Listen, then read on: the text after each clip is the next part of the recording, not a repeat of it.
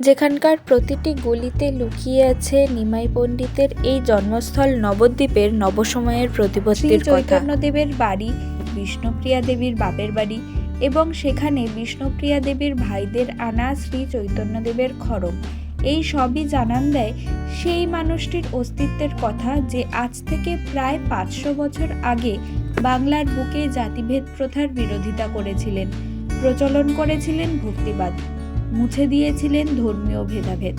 না, সহজ ছিল না এই পথ। কাজীর ছেলে বৈষ্ণব হলে পর জবন হরিদাসকে কাজীর চাবুকে মৃত্যুবরণ করতে হয়েছিল। শ্রী চৈতন্য তার শিষ্যের দেহ কোলে তুলে নেন, নিজ হাতে তার শেষকৃত্য সম্পন্ন করেন।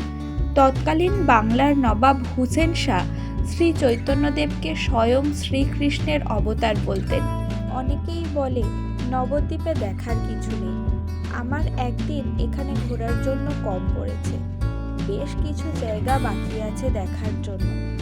আমি নিজে ঐতিহাসিক নই, ইতিহাস বেশি জানি না, তবে নবদ্বীপ তার ধার ধারে না।